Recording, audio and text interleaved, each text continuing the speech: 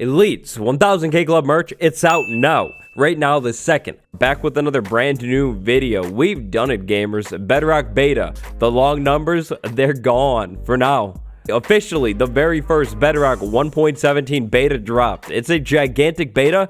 Honestly, maybe the biggest beta that we've seen so far. There are so many things in it. Today, we're going to check out yesterday's beta. There's a link to the new merch down in the description. Highly recommend you check it out. Bedrock Beta 1.17.0.50. What's in it?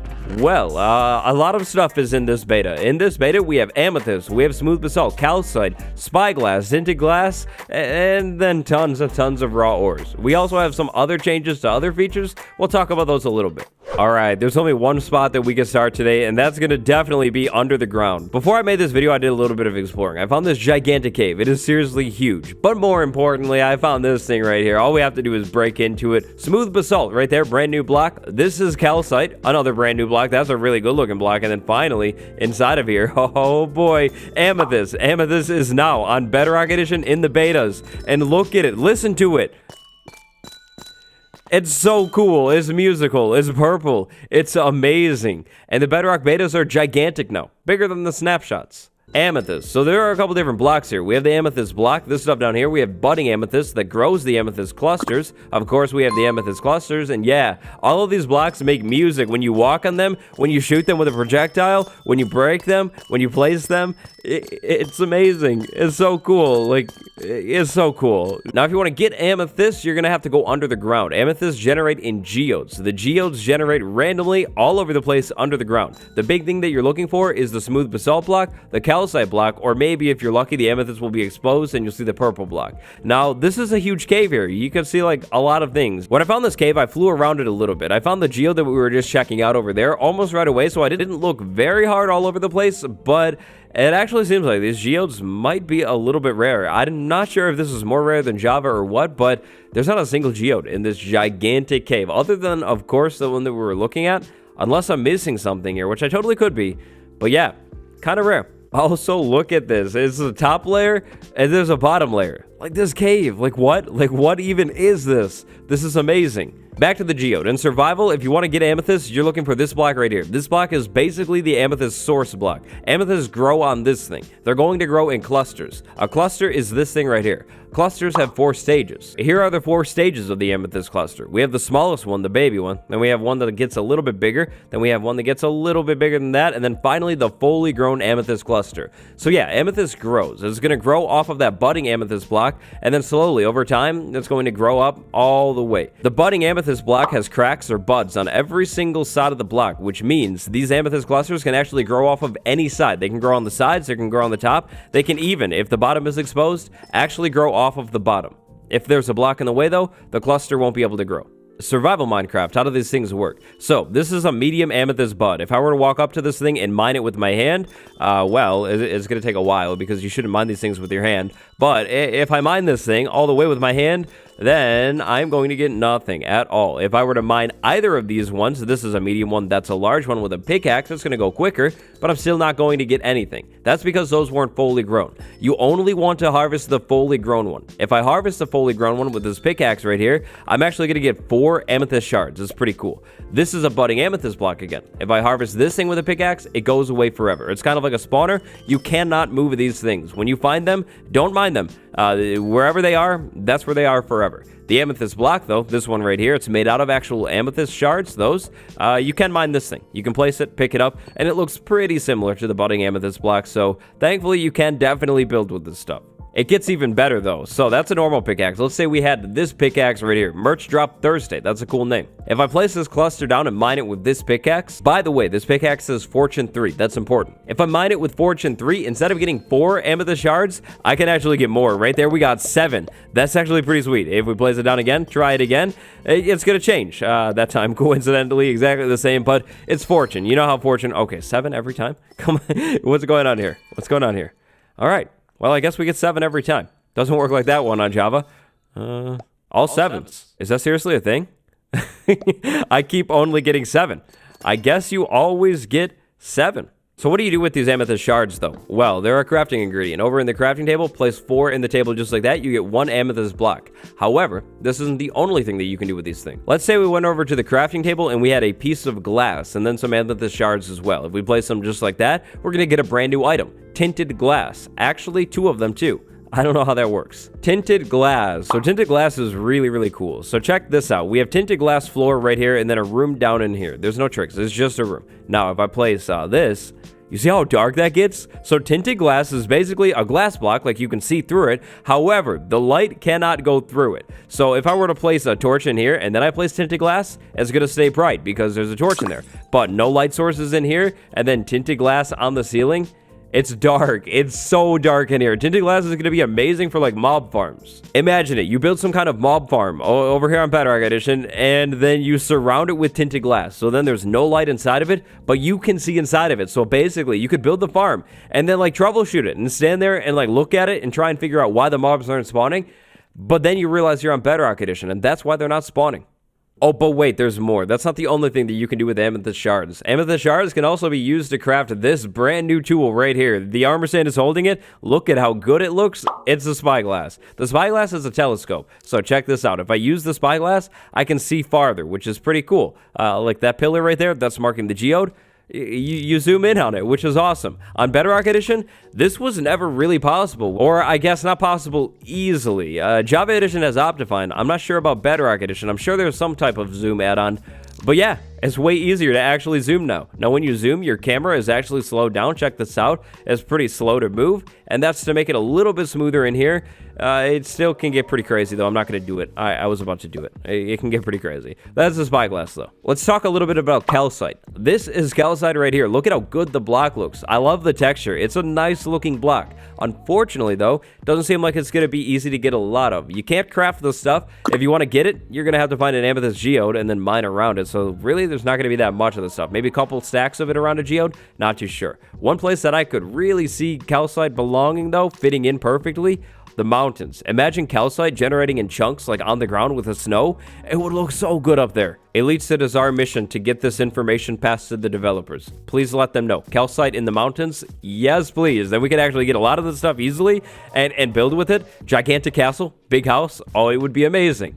How about smooth basalt? Smooth basalt is going to be a whole lot easier to get. So you're going to be able to find this stuff generating around geodes. However, that's not the only place where you can find this stuff. You can actually make this stuff. So you have basalt, right? From the nether update, go into the nether, mine it, maybe basalt generator, whatever. Throw it in a furnace, smelt it up, and then, just like with like smooth sandstone or anything like that, smooth basalt. Very easy to get. Predictably, smooth basalt looks like basalt. It's a good looking block.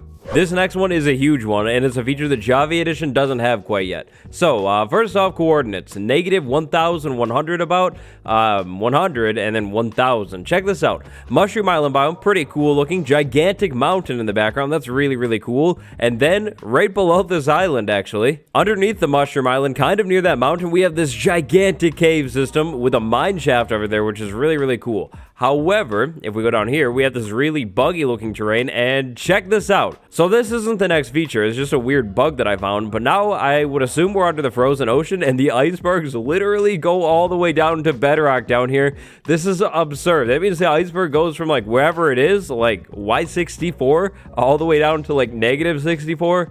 It's so weird.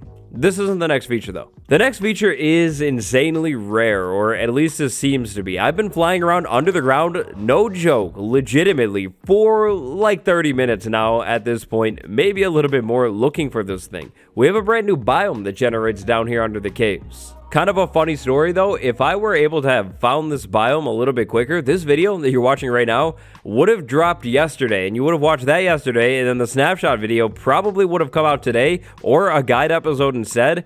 This stuff is seriously, like, so rare. I literally can't find it anywhere.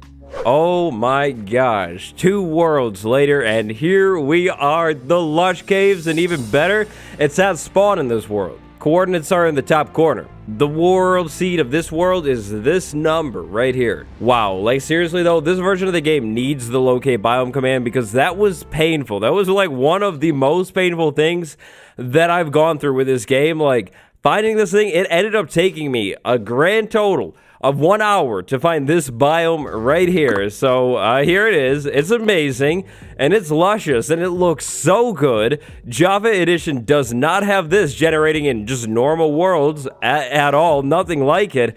Look at how bright it is. Honestly, this place looks even better than I thought it would have. And then with a dripstone in here too, which we're going to talk about in a second. But oh my gosh, this place just looks so good. The only thing that I would change about this, honestly, is maybe some kind of light plant on the ground. And then also, maybe some of these trees should be like fully grown in here. Like, imagine how cool it would be to see a fully grown azalea tree in here with its own azalea wood too, not oak wood. That would be so amazing. But look at this. With the drop there, it's a little buggy down there, so don't look at that. But look at the biome. It's amazing. The lush caves actually generating in the world without like a single biome world or anything like that.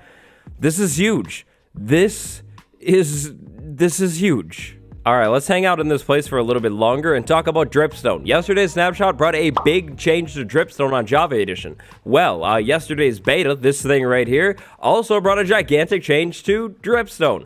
The whole Dripstone growing thing, it's also in the beta. For pointed Dripstone to grow, you're going to need pointed Dripstone sitting on top of Dripstone, and then above that Dripstone block, you're going to need a water source. So, close, but not it. Something like this right here. Water bucket, so water source, then we close that up, and then there's water right there, pointed dripstone right there.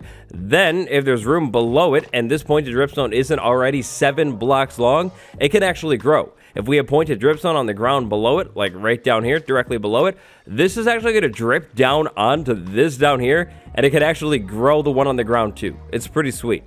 Oh my gosh, axolotls in the Lush Caves biome next to the pointed dripstone.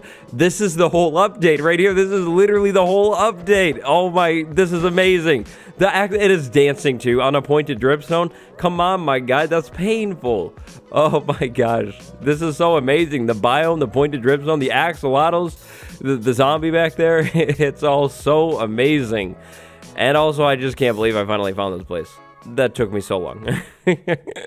Let's move on, though, to some other things. Raw ores. They're so good looking. In this beta, we have brand new raw ore block added into Bedrock Edition and the raw ore item. So we have iron on the left, copper in the middle. On the right, we have the bean block. Then again, they all kind of look like bean blocks in their own way, so that's pretty cool. However, that is not really what they are. If we move down here, we'll find a pickaxe and then an enchanted pickaxe. Coincidentally, the name of the pickaxe is 1000k Merch Thursday. That's cool.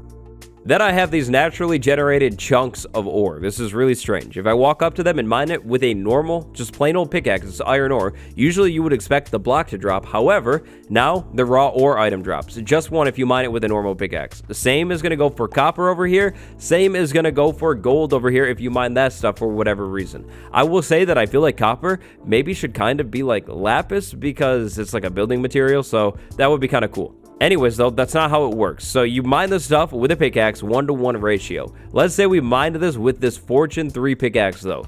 Check this out. Iron right here, I mine that, and I get 1. Okay. We'll try it again. And check this out. I mine the iron with a Fortune 3 pickaxe, and... Really? Third time is the charm. Mine the iron with the Fortune 3 pick. Okay, well, you're meant to be able to fortune the stuff. For some reason, it seems to be broken in the snapshot. If I mine this, yep, that's broken too. And how about this one? Yep, broken. Okay, well, you can fortune this stuff, which is really, really cool. And then you fortune it, take it back over to a furnace, raw iron right there, throw it in the furnace, give it some time. It's going to cook up into an iron ingot. That's the new process. If you want to, you can still silk touch these blocks and then smelt them up in a furnace that way if you really hate the raw items for some reason. But yeah, they're a really good addition. It makes gold, copper, and iron, if it's behaving properly, to actually be able to be fortuned, which is really cool. If you would like to craft the raw blocks, you're going to need 9 of whatever raw ore you're trying to craft. So 9 raw iron, 9 raw copper, 9 raw gold. The blocks can be crafted, and then if you have the block, you can actually go back over to a crafting table or your inventory and uncraft it. So you can compact all of this stuff down into the blocks, come back out of the mines, turn it back into these items, and then cook it up. These are perhaps the tastiest looking blocks in the game now, and just overall an amazing change. Fortune actually works how it's meant to now. I've made a dedicated video on this stuff though, so if you want to check that out, card on screen. I usually play Java Edition, so I'm not 100% sure about the true meaning of these next 2 changes, but Powder Snow Glow Lichen. Both Powder Snow and Glow Lichen are no longer locked behind the experimental features toggle, which means if you're in the beta and you make a new world and you don't turn experimental features on, you actually will be able to find a Glow Lichen and Powder Snow in the creative inventory, which is pretty cool. However, I don't really know what that means. Like, I don't think it means that it's actually in the game, like, without any updates, but I'm not 100% sure. If you know what it means for a feature to be out of the experimental features toggle, please, just let us all know down in the comments below. I'm sorry about that. Thank you. It is a big changelog. There are so many features in this beta. Maybe this was the biggest beta. How could I forget? How could I forget? How dare I? One more feature in this beta. That's not all. The Tuff block. The Tuff block is new to this beta. Now, the Tuff block originally was part of the Geodes, but it's not anymore. You'll be able to find the Tuff block generating in blobs under the ground. It's a nice looking block. It'll probably make a good block for like roads. It does kind of look like dead coral though. Okay, before we close everything out, I want to hop back over to the changelog here because it's seriously massive. So this is amethyst and stuff. We talked about that, tinted glass, blocks, you know, all of this stuff. But if we keep going down to tweaks and fixes, this is what we're not going over today because this video would end up being seriously so long. There have been a bunch of tweaks and fixes to things in yesterday's beta, including like the Lush caves like we talked about here, lightning rod changes. There are just so many changes in this beta. This seriously might be like the biggest beta of all time, like not even including just this update. It's crazy. It's massive. That's all I can say.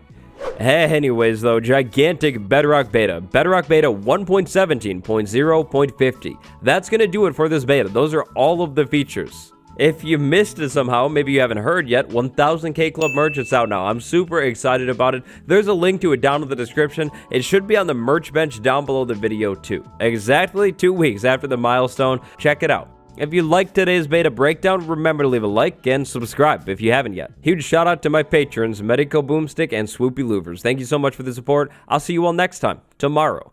Goodbye.